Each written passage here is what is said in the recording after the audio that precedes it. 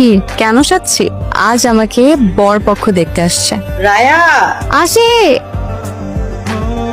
তোমাকে ছেড়ে আমি কি নিয়ে থাকবো, ভালোবেসে যাবো গো যতদিন বাঁচবো। হেসো না হেসো 10-এ 6 দেয়া আছে। না না প্লিজ, 10-এ অ্যাটলিস্ট 12 ডিজার্ভ করেন আপনি। না না, আমি তো আপনাকে মার্কিং করেছি। 10-এ 6-এর বেশি পান না। নার্ভাস হলে আমার একটু হিচকি। আপনার নাম্বারটা দিন। মিস কল পর্যন্তই থাকুক, মিসেস হওয়ার সুযোগ নাই। এ বিয়ে ক্যান্সার। আন্টি মাস্টার্স পাস মেয়ে ছাড়া বিয়ে দেবে না। আন্টি, বেয়াদবি মনে না করলে আপনি কতদূর পড়াশোনা করেছেন একটু জানতে পারি? অনার্স কেন?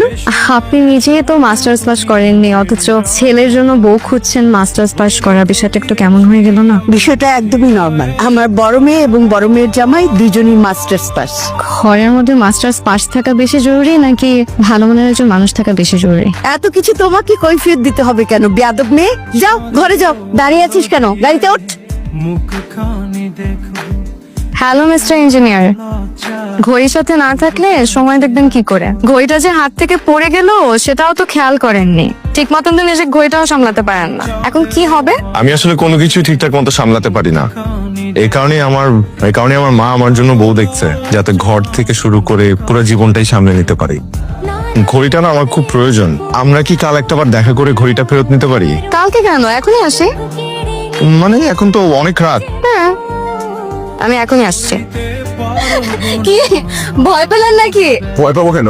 আপনি পুতলা পেতনি যে ভয় পাবো, তবে আপনাকে দেখে ভয় না, অন্য একটা কারণে বুক কাঁপে। আপনি তো সফটওয়্যার ইঞ্জিনিয়ার, ভেবেছিলাম মাউসে চাপ না দিলে আপনার সফটওয়্যার কাজই করবে না, কিন্তু এখন তো দেখছি উল্টো।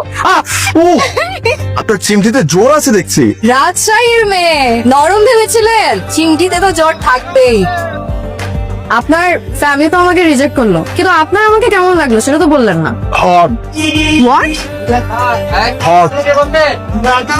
Your smile is very sweet. তাই এই নিন আপনার ঘড়ি। Thank you so much. You are welcome. এটাই কি আমাদের শেষ দেখা? বৃষ্টিতে কি যে ভালো লাগছে। হাই। আপনি কি সব নিয়ম উল্টে ফেলবেন নাকি? মানে আমি এতদিন জানতাম যে ছেলেরা মেয়েদের জন্য ওয়েট করে, আমার ক্ষেত্রে তো দেখছি উল্টো হচ্ছে।